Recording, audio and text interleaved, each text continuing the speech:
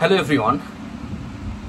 Diabetic বা সুগারের জন্য আমরা সবাই কিন্তু ওষুধ খাই। শুধু ওষুধই নয়, তার সাথে সাথে আমরা ডায়েটও মেনটেন করি। কিন্তু আমরা কি একবারও ভেবে দেখেছি যে আমাদের যে ডায়াবেটিকটা হয়েছে বা সুগারটা বেশি হয়েছে, এটা কি ধরনের ডায়াবেটিক? আমরা সবাই জানি ডায়াবেটিক 1, ডায়াবেটিক 2 বা জেস্টেশনাল ডায়াবেটিক, বিভিন্ন ডায়াবেটিকের নাম আমরা জানি। কিন্তু একবারও কি আমরা ভেবে দেখেছি যে আরো কোনো ডায়াবেটিকের নাম হতে পারে যেটা সব থেকে ডেঞ্জারাস আসতে পারে? আমরা দিব্যি ওষুধ খেয়ে যাই, খাবার মেনটেন্স করি, বছরকে বছর ওষুধ খাই, কোনো রিপোর্ট হয়তো মাঝে মধ্যে আমরা করি, কেউ কেউ হয়তো আমরা ডাক্তারও দেখাই না, যে ডাক্তার প্রেসক্রিপশন করে দিয়েছে সেটাকে রিপিটেডলি আমরা চালাই। সেরকম একটা ইম্পর্টেন্ট ডায়াবেটিকের রোগের নিয়ে আলোচনা করবো, সেটা হচ্ছে টাইপ 5 ডায়াবেটিক মেলাইটাস। নামটা শুনে হয়তো নতুন মনে হচ্ছে হয়তো আপনাদের, কিন্তু হ্যাঁ সত্যি এইরকম ডায়াবেটিস একটা রিসেন্ট আমরা দেখতে পাচ্ছি, এবং এটা কতটা ডেঞ্জারাস বা মারাত্মক হতে পারে এই নিয়ে আজকে আলোচনা।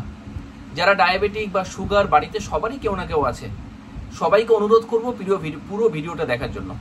আমি doctor MD S Azam, consultant homeopathy physician, BHMS honours, medical officer, Kaliachak 3 rural হাসপাতাল।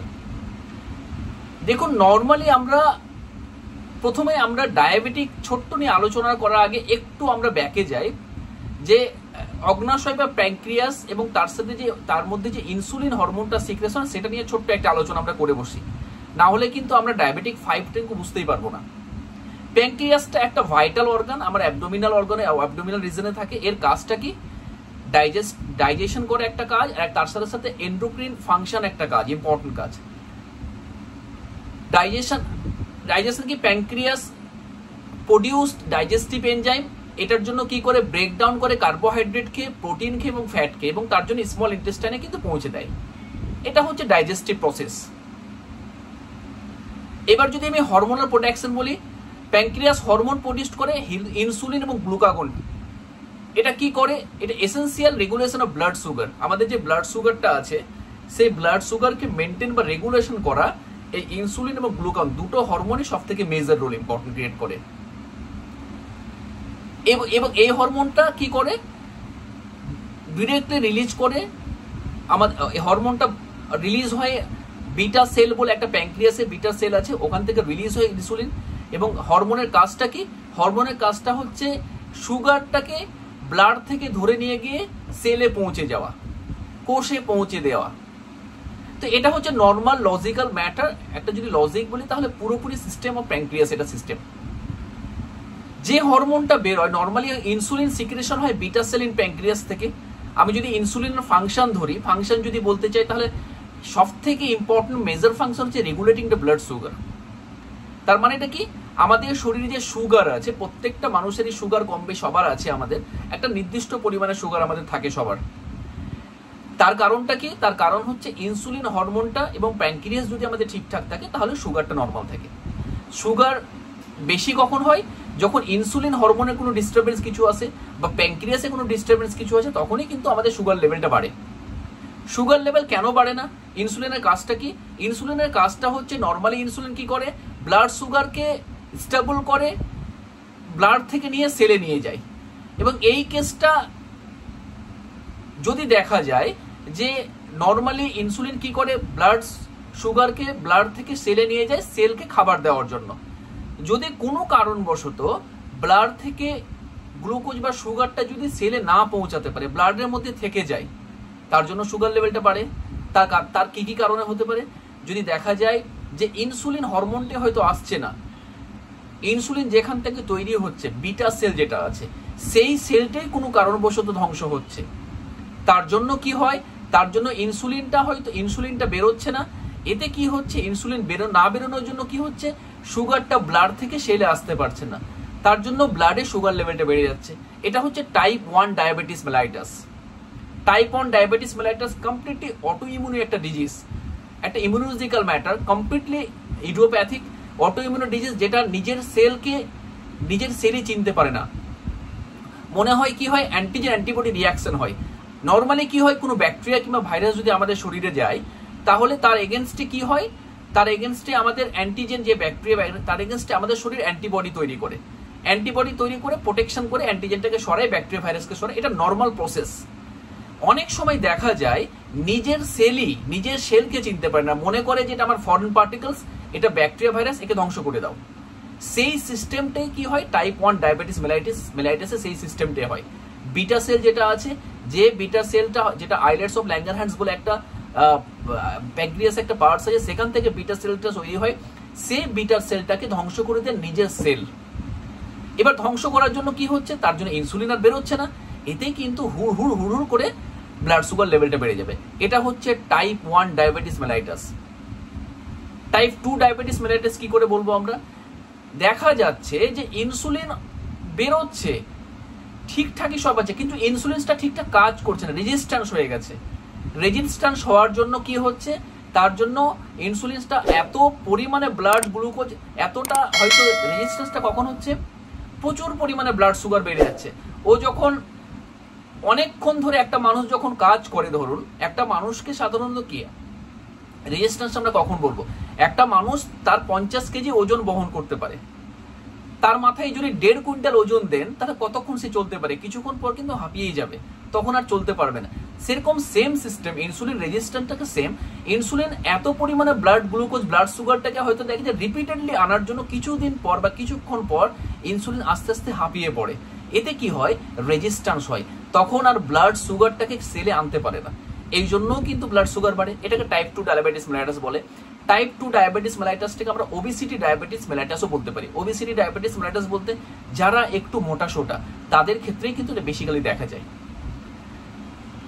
এবার কারো ক্ষেত্রে দেখা যায় যে মহিলার ক্ষেত্রে, স্পেশালি যারা প্রেগনেন্ট মা হয়, প্রেগনেন্সির সময় কি হয়, প্রচুর হরমোনাল চেঞ্জ আসে আমাদের শরীরের মধ্যে।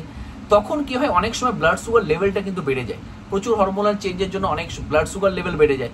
তখন কি হয়, ব্লাড সুগার লেভেল বেড়ে যাওয়ার জন্য কি হয়, তখন ইমিডিয়েট আমাদের কিন্তু কিছু ট্রিটমেন্ট প্রয়োজন হয় এবং কিছু ডায়েট মেনটেন করা হয়। সেই প্রসেসটাকে জেস্টেশনাল ডায়াবেটিস মেলাইটাস বলা হয়। স্পেশালি প্রেগনেন্সির সময় যখন ব্লাড সুগার লেভেলটা বেড়ে যায়, ব্লাড সুগার লেভেল বাড়ার কারণটা হচ্ছে বিভিন্ন হরমোনাল ডিস্টারবেন্স কিছু আসে, যেহেতু প্রেগনেন্সি আসে, এস্ট্রোজেন লেভেলটা বেড়ে যায়, এতে ইনসুলিন কিন্তু ঠিকঠাক করে কাজ করে না, তখনই ব্লাড সুগার লেভেলটা বেড়ে যায়। এবং স্পেশালি ডিউরিং প্রেগনেন্সির সময় এটা দেখা যায়। প্রেগনেন্সি যখন কভার হয়, তখন কিন্তু কোনো রকম ভাবে এটা দেখা অটোমেটিক কিন্তু এটা রিকভার হয়ে যায়। তো এটাকে জেস্টেশনাল ডায়াবেটিস মেলাইটাস বলা হয়। এবার আমরা আলোচনা করবি টাইপ 5 ডায়াবেটিস মেলাইটাস। নামটা নতুন মনে হচ্ছে, very very important. Type 5 diabetes মেলাইটাসটা কি? টাইপ 5 ডায়াবেটিস মেলাইটাসটাকে আরেকটা নাম দেওয়া হয়, সেটা হচ্ছে ম্যালনিউট্রিশন রিলেটেড ডায়াবেটিস মেলাইটাস। তার মানেটা কি, তাদের ক্ষেত্রে ডায়াবেটিসটা হয় যারা পাতলা, ম্যালনিউট্রিশনে ভুগে, তাদের ক্ষেত্রে ভেরি ইম্পর্টেন্ট। তাদের ক্ষেত্রে ডায়াবেটিস যেটা হচ্ছে, তাদেরকেই টাইপ 5 ডায়াবেটিস মেলাইটাস বলা হয়, যেটার আরেকটা নাম হচ্ছে মাইল্ড এজ রিলেটেড ডায়াবেটিস বা ম্যালনিউট্রিশন রিলেটেড ডায়াবেটিস মেলাইটাস। এটাকে নাম দেওয়া হয় টাইপ 5 ডায়াবেটিস মেলাইটাস। কি হয়, ম্যালনিউট্রিশন কি করে, ড্যামেজ করে প্যানক্রিয়াটিক সেলকে, তার জন্য ইনসুলিন সিক্রেশন 70% কমে যায়। যেহেতু ম্যালনিউট্রিশন থাকে, প্রোটিন কমে যায়, ফ্যাট কমে যায়, কার্বোহাইড্রেট কমে যায়, এতে এই প্যানক্রিয়াটিক সেল কিছু সিক্রেশনের জন্য অভাবে প্যানক্রিয়াটিক সেল কিন্তু ড্যামেজ করে। এবার প্যানক্রিয়াটিক সেল ড্যামেজ করার জন্য ইনসুলিন যতটা পরিমাণ বেরোয়, তার থেকে 70% পরিমাণ কিন্তু বেরোনো কমে যায়। 70% কমে যায় হেলদি ইন্ডিভিজুয়াল থেকে। একটা সুস্থ স্বাভাবিক মানুষের যতটা ইনসুলিন সিক্রেশন হয়, তার থেকে 70% কমে যায়। এবং এতে কিন্তু ইনসুলিন, এটা ফাইনালি কি হয়, ফাইনালি এটাকে বলা হয় type 5 diabetes mellitus. Insulin deficient না এটা, এবং রেজিস্ট্যান্সও না। এটা বেসিক্যালি কি হয়, বডি, আমাদের যদি বডি স্ক্যান করা হয়, বডি স্ক্যানে দেখা যায় ফ্যাট লেভেলটা পার্সেন্টেজ 10 থেকে 12% লেভেল কমে যায়। নর্মালি যেটা 20 থেকে 20% লেভেলে যদি হেলদি ফ্যাট থাকে, তার থেকে 10 থেকে 12% কমে যায় এই টাইপ 5 ডায়াবেটিস মেলাইটাসে। তার সাথে সাথে কি হয়, ডেফিসিয়েন্সি হয় protein, zinc, vitamin A deficiency হয়। এবং এগুলো ভেরি ভেরি ইম্পর্টেন্ট নিউট্রিশন, এগুলো খুবই ইম্পর্টেন্ট একটা নিউট্রিশনাল এসেন্সিয়াল প্যানক্রিয়াটিক হেলথের জন্য। যেহেতু প্রোটিন, কার্বোহাইড্রেট, ফ্যাট কমে যাওয়ার জন্য আমাদের প্যানক্রিয়াটিক হেলথ সিস্টেমটাও ডিস্টার্ব হয়, তার জন্য কিন্তু এই সমস্যাগুলো হয়। তাহলে টাইপ 5 ডায়াবেটিস মেলাইটাস কি? কমপ্লিটলি এটা একটা নতুনত্ব ডায়াবেটিস, আপনারা হয়তো এর আগে নাম শুনিনি। এটা বেসিক্যালি কাদের হয়? যারা ম্যাল নিউট্রিটেড থাকে, যারা লিন থিন থাকে, যারা অ্যাডাল্ট থাকে, ইয়াং থাকে, তাদের ক্ষেত্রে সব থেকে বেশি হওয়ার চান্স থাকে। এবং this is very very important, very dangerous diabetes mellitus বলতে পারেন। সিমটম কি কি আমাদের কাছে নিয়ে আসতে পারে রোগী এই প্রবলেমের জন্য? একটা কনস্ট্যান্ট ফ্যাটিক, প্রচন্ড দুর্বল, চলাফেরা করতে পারে না, একটু চললেই হাঁপিয়ে পড়ছে। তার সাথে কি ওয়েট লস হচ্ছে, constant weight loss, failure to weight gain, weight বাড়াতে পারছে না রোগী। তার সাথে কি হচ্ছে? স্টান্টেড গ্রোথ, কিছুদিন পরে হয়তো গ্রোথ ঠিকঠাক হচ্ছে না, লম্বা হচ্ছে না, আস্তে আস্তে মনে হচ্ছে ছোট হয়ে যাচ্ছে যত দিন যাচ্ছে। তার সাথে কি frequent infection, very very important, অল্পতে সর্দি জ্বর, অল্পতে হয়তো ইউরিনে ইনফেকশন, অল্পতে আদার কোনো ইনফেকশন, কিছু না কিছু ইনফেকশন লেগেই থাকছে। তার সাথে কি হচ্ছে? এক্সেসিভ থার্স্ট, প্রচন্ড জল পিপাসা বেশি, জল খেয়ে যেন তৃপ্তিই মিটছে না। ইনক্রিজ ইউরিনেশন, প্রস্রাব অনেক বেশি বেশি হচ্ছে। তার সাথে কি হচ্ছে? তার সাথে কি পুয়ার উন্ড হেলিং, তার মানে এটা কি? অল্প যদি কেটে যায়, যেখানে হয়তো একদিনেই সারার কথা সেটা এক সপ্তাহ বা এক মাসেও সারছে না। Poor wound healing, very important. তারপরে ইম্পর্টেন্ট সিমটম ব্লারেড ভিশন, চোখে আবঝা দেখছে, চোখে ঠিকঠাক দেখতে পাচ্ছে না, এটা ভেরি ইম্পর্টেন্ট সিমটম। তারপরে 9 নম্বর হচ্ছে নামনেস এবং tingling, numbness tingling in body, তার মানে কি? অল্পতেই বডি হয়তো অবশ হয়ে যাচ্ছে একটু চলাফেরা করলে, তার সাথে ঝিনঝিনানি ভাব, অল্পতে ডাক্তারবাবু একটু চলছে তাতে একটু ঝিনঝিনানি ভাব। তার সাথে ভেরি ইম্পর্টেন্ট হচ্ছে ডিপ্রেশন, অ্যাংজাইটি, গ্রিফ, প্রচুর পরিমাণে পেশেন্টের মধ্যে থাকে। ইয়াং পেশেন্ট যারা থাকে তাদের মধ্যে এই প্রবলেমটা কিন্তু স্ট্রিট প্রেজেন্ট থাকে। তাহলে এই symptom is very very important আমাদের স্পেশালি টাইপ 5 ডায়াবেটিস মেলাইটাসের জন্য। কমপ্লিকেশন কি কি আসতে পারে? প্রথম যেটা ইম্পর্টেন্ট, দেখুন ডায়াবেটিক মানে হচ্ছে সুগার লেভেলটা বেশি হয়ে যাওয়া। ব্লাড সুগার আমাদের যা থাকার কথা নর্মালি ফাস্টিং লেভেলে, যেটা ব্লাড সুগার থাকে 110 পর্যন্ত ব্লাড সুগার থাকার কথা। পিপি মানে খাবার পর 150 থেকে 160 অবধি থাকার কথা। নর্মালি কি হয়? ব্লাড সুগার লেভেলটা যখন ব্লাডে বেশি হয়, তাতে প্রথম যেটা কমপ্লিকেশন আসে যে ইনফেকশন ইন মাল্টিপল অর্গান, বিভিন্ন জায়গাতে ইনফেকশন আসে। তার মানে এটা কি? চোখে ইনফেকশন, কিডনিতে ইনফেকশন, লিভারে ইনফেকশন, বিভিন্ন অর্গানে ইনফেকশন। এটা first complication of diabetes mellitus. Type 5 বলুন, টাইপ 1 বলুন, টাইপ 2 বলুন, যে কোনো ডায়াবেটিস মেলাইটাস জন্য প্রথম কমপ্লিকেশন। দ্বিতীয় হচ্ছে কি? কার্ডিওভাস্কুলার ডিজিজ, হার্টের সমস্যা, ভেরি ভেরি ইম্পর্টেন্ট একটা কমপ্লিকেশন। এবং আমরা দেখেছি ডায়াবেটিসের রোগীরা ম্যাক্সিমাম 90% রোগী কিন্তু হার্টের সমস্যায় ভোগে। 3 নাম্বার হচ্ছে নার্ভ ড্যামেজ। কি হয়? ডায়াবেটিক রোগীরা ম্যাক্সিমাম দেখবেন আমাদের কাছে এসে নিয়ে আসে, ডাক্তারবাবু প্রচন্ড পায়ে অবশ এবং ঝিনঝিনানি ভাব, থাকতে পারছে না, কোমর থেকে পা অবধি প্রচন্ড ঝিনঝিনানি অবশ ভাব, অল্পতেই চলাফেরা করলে হাঁপিয়ে যাচ্ছি, শরীরটা মাঝে মধ্যে কাঁপে, বোতল ধরতে পারি না, হাতটা কাঁপছে, মাথাটা নড়াতে পারে, মাথাটা মাঝে মধ্যে কাঁপে, নার্ভ ড্যামেজ হয়। ভেরি ইম্পর্টেন্ট, ডায়াবেটিকের একটা ইম্পর্টেন্ট কমপ্লিকেশন বলতে পারে। 4 নাম্বার হচ্ছে kidney disease.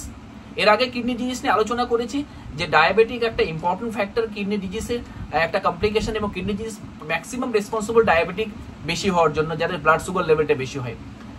5 number I damage, ব্লারেড vision যেটা বললাম, আই ড্যামেজ, ছানি পড়া, প্রচুর সমস্যা, কর্নিয়াল কিছু প্রবলেম আছে, তো আই ড্যামেজেও একটা important complication. 6 number foot problem, পায়ের পাতাতে অনেকজনের ঘা হয়, জ্বালা করে প্রচন্ড পায়ের পাতা, ডায়াবেটিক একটা important complication. Gangrene, food gangrene হয়, বিভৎস ইম্পর্টেন্ট একটা কমপ্লিকেশন। তারপরে কি? স্কিন ডিজিজ, প্রচুর স্কিন ডিজিজ একটা আসে ডায়াবেটিকের জন্য, স্কিনের কিছু কমপ্লিকেশন আসে, যদি আমরা ঠিকঠাক করে ট্রিটমেন্ট না করি তাহলে আস্তে আস্তে মেজর কিছু প্রবলেমে কিন্তু পৌঁছায়। তো আমরা টোটাল যে ব্যাপারটা নিয়ে আলোচনা করলাম যে টাইপ 1 ডায়াবেটিসটা কি, টাইপ 2 ডায়াবেটিসটা কি, জেস্টেশনাল ডায়াবেটিসটা কি, এবং অবশ্যই ইম্পর্টেন্ট টাইপ 5 ডায়াবেটিসটা কি। নতুন নাম, কিন্তু আমরা এই ডায়াবেটিসটা অবশ্যই সবার জানা অবশ্যই দরকার, তার জন্য আলোচনা করলাম। এবার আমরা বলবো হাউ টু প্রিভেন্ট ইট, আমরা কি করে এই ডায়াবেটিসকে রক্ষা করব। প্রথম যেটা হচ্ছে ইম্পর্টেন্ট হচ্ছে একটা হেলদি ওয়েট মেনটেন করা। যারা ম্যারাসমাস আছে বা ম্যালনিউট্রিশনে ভুগছে তাদেরকে একটা হেলদি ওয়েট মেনটেন করতে হবে, একটা প্রপার ওয়েট অবশ্যই মেনটেন করতে হবে। দ্বিতীয় হচ্ছে কি? নিউট্রিশনাল ডায়েট খেতে হবে। ফোকাস কোন জায়গাতে? Balance diet, nutrients balance diet, specially protein এবং লো কার্বোহাইড্রেট জাতীয় খাবার। স্পেশালি কোন জায়গাতে? যারা হাই ম্যালনিউট্রিশন এরিয়াতে এটা বেশি দেখা যায়, সেগুলোতে বেশি আমাদের অ্যাডভাইস করব। রেগুলেটরি একটা ব্লাড সুগার মনিটরিং করব। আমি অন্তত 7 দিন বা 10 দিন বা 1 মাস পর একটা ব্লাড সুগার আমি চেক আপ করতে রাখবো। তার সাথে কনসাল্ট টু ডক্টর, মাঝে মধ্যে ডক্টরের সঙ্গে কনসাল্ট করবো। এই যে বললাম অনেকজন কি একটা প্রেসক্রিপশন 5 মাস আগে করেছে, সেটা ওষুধ খেয়েই যাচ্ছে, এটা একদমই না হয়, তার জন্য কিন্তু ম্যাক্সিমাম ক্ষেত্রে কমপ্লিকেশন আমাদের আসে। তারপরে কি করব আমরা, limit red meat, packeting meat সব থেকে বেশি সর্বনাশ করে। এই রেড মিট বা প্যাকেটিং যে কোনো ফুড আমাদের প্রচুর সর্বনাশ করে দেয়। তার সাথে কি করব আমরা, সব থেকে ইম্পর্টেন্ট হচ্ছে যে ফাইবার জাতীয় ফুড আমরা অ্যাডভাইস করব, ভেজিটেবল অ্যাডভাইস করব, ফ্রুটস প্রচুর বেশি করে খাবো, বিন পিয়া এগুলো বেশি করে আমরা খাবো। এগুলো খেলে আমাদের ফাইবার জাতীয় খাবার খেলে প্রচুর পরিমাণে আমাদের নিউট্রিয়েন্টস আছে, তার সাথে সাথে প্রোটিনস আছে, এতে কি আমাদের প্রচুর হেল্পফুল হবে। এটা যদি আমরা খাই তাহলে অবশ্যই ডায়াবেটিক থেকে দূরে থাকতে পারবো। তারপরে কি অবশ্যই স্মোকিং এবং অ্যালকোহল অ্যাভয়েড করব, এগুলো করলে আমাদের সেকেন্ডারি ইনফেকশন হিসেবে আসতে পারে, তার সাথে সাথে কার্ডিওভাস্কুলার এবং কিডনি ড্যামেজ হওয়ার চান্সটা বেশি থাকে। তারপরে কি করব, অবশ্যই ম্যানেজ স্ট্রেস বা ডিপ্রেশন যারা আছে, তাহলে ম্যানেজ স্ট্রেস ডিপ্রেশন আমরা একটা কাউন্সিলিং এর মাধ্যমে হোক বা আমরা আলোচনার মাধ্যমে অবশ্যই ম্যানেজ ডিপ্রেশন করব। তার সাথে proper slip is very important. Minimum 7 থেকে 8 ঘন্টার একটা ঘুমে অবশ্যই আমাদের প্রয়োজন, এবং যদি আমরা ঠিকঠাক করে না ঘুমাই তাহলে কিন্তু আমাদের এই সমস্যাটা কিন্তু আস্তে আস্তে আরো খারাপের জায়গায় পৌঁছাতে পারে। তাহলে অবশ্যই আমাদের এটা খেয়াল রাখতে হবে যে এই যে আলোচনাগুলো করলাম ইজ ভেরি ইম্পর্টেন্ট। লাস্টলি অবশ্যই এটা আলোচনা আমাকে অবশ্যই করতে হবে যে একজন ডক্টর হিসেবে আমি ট্রিটমেন্ট সম্বন্ধে অবশ্যই বলবো। আমি যেহেতু একজন হোমিওপ্যাথি ডক্টর, আমি হোমিওপ্যাথি ট্রিটমেন্ট সম্বন্ধে বলবো যে আমাদের স্পেশালি টাইপ 1, টাইপ 2, টাইপ 5 ডায়াবেটিসের ক্ষেত্রে কি কি ওষুধ আসতে পারে। অ্যাকর্ডিং টু হোমিওপ্যাথি আমরা প্রথমে কিন্তু টোটালিটি অফ সিমটম অবশ্যই প্রত্যেকটা পেশেন্টের করব, যে কোনো সমস্যা হোক না কেন, টাইপ 1 বলুন, টাইপ 2 বলুন, বা জেস্টেশনাল বলুন, বা টাইপ 5 ডায়াবেটিক বলুন না কেন, আমাদের ফার্স্ট স্টেপ হবে একটা টোটালি কেস ট্রেকিং করা। যে কেস ট্রেকিং এর ভিত্তিতে, পিকুলারিটি সিমটমের ভিত্তিতে আমরা কিন্তু প্রেসক্রিপশন করব। উইদাউট টোটালিটি অফ সিমটম বা উইদাউট কেস ট্রেকিং কিন্তু যে মেডিসিন যদি আমরা দেয় ম্যাক্সিমাম ক্ষেত্রে কিন্তু ফেলিওর হওয়ার চান্সটা বেশি থাকে। আমরা we treat the patient not the disease, এটা আমরা সবাই জানি। টাইপ 1, টাইপ 2 বা টাইপ 5 যে কোনো টাইপেরই ডিজিজ আমাদের কাছে আসুক না কেন, আমাদের প্রথম ইম্পর্টেন্স থাকবে কেস ট্রেকিং। কেস ট্রেকিং করে বিভিন্ন রকম মেডিসিন আমাদের আসতে পারে। যে কোনো ওষুধই কেস ট্রেকিং করার পর যেটা আসবে সেটা যে কোনো টাইপের জন্য বেস্ট মেডিসিন। কিন্তু ম্যাক্সিমাম ক্ষেত্রে আমরা দেখেছি যেসব ওষুধগুলো আমাদের ক্ষেত্রে আসে, ডায়াবেটিকের ক্ষেত্রে আইদার টাইপ 1, টাইপ 2, টাইপ 5 এর ক্ষেত্রে যেসব সিজেজিয়াম মাদার আমরা দিই, ফসফরিক অ্যাসিড দিই, ইউরেনিয়াম নাইট্রেট দিই, মাক্সল খুব ভালো কাজ করে। তার সাথে সাথে স্পেশালি টাইপ 5 ডায়াবেটিকের জন্য সিকল কর ইজ গুড রেমেডি, অ্যাপ্রোটেনাম খুব ভালো ওষুধ। তার সাথে সাথে আরও কিছু মেডিসিন আছে, এপিস মেলিফিকা খুব ভালো ওষুধ, এক্সেট্রা এক্সেট্রা। তো এই ওষুধগুলো যদি আমরা কেস ট্রেকিং করার পর একটা ডাক্তারের কনসালটেশনে যদি মেডিসিনগুলো খাই তাহলে ডেফিনেটলি আমাদের প্রবলেম কিন্তু সলভ হবে। কিন্তু মেডিসিনের থেকেও সব থেকে বেশি ইম্পর্টেন্ট, যেটা আগে বললাম ডায়েটের ব্যাপারটা নিয়ে, আমি এর আগে প্রিভিয়াস কিছু ভিডিও আমরা করেছি যে ডায়েট নিয়ে, ডায়াবেটিকের সময় ইম্পর্টেন্ট কি ডায়েট আমরা খাবো কি খাবো না, সেটার লিঙ্ক আমি ডেসক্রিপশনে দিয়ে দেবো, আপনারা আরও ডিটেলস ভালোভাবে বুঝতে পারবেন। তো টোটাল যে ব্যাপারটা নিয়ে আলোচনা করলাম, টাইপ 5 ডায়াবেটিস মেলাইটাসটা কি, তার কি কারণে এটা হয়, তার সিমটম কি হতে পারে, কি করে আমরা রোধ করব, এর ট্রিটমেন্টই বা কি, এবং টাইপ 1, টাইপ 2 তার সঙ্গে জেস্টেশনাল ডায়াবেটিস নিয়ে আলোচনা করলাম। কিন্তু অবশ্যই মনে রাখতে হবে আমাদের যে আমাদের মেডিসিন থেকেও সব থেকে বেশি ইম্পর্টেন্ট হচ্ছে যে আমরা ডায়েট মেনটেন, তার সাথে সাথে আমরা এক্সারসাইজ, তার সাথে সাথে ডিপ্রেশন উইথড্র, তার সাথে সাথে অবশ্যই প্রপার 7 থেকে 8 ঘন্টা ঘুম এবং এক্সারসাইজ অবশ্যই কিন্তু আমাদের যদি করি আমরা তাহলে ডায়াবেটিক 100% সারানো যায়। তো আজকে আপাতত এটুকুই। আপনাদের পুরো ভিডিও দেখার জন্য অশেষ ধন্যবাদ। অবশ্যই লাইক, কমেন্ট, তার সঙ্গে সঙ্গে শেয়ার অবশ্যই করুন, এবং লাস্টলি সাবস্ক্রাইব অবশ্যই করলে নেক্সটে আরও ভালো ভিডিও করার আমি কিন্তু ইন্সপায়ার হব। সবাই ভালো থাকুন, সবাই সুস্থ থাকুন। পুরো ভিডিও দেখার জন্য সবাইকে অশেষ ধন্যবাদ।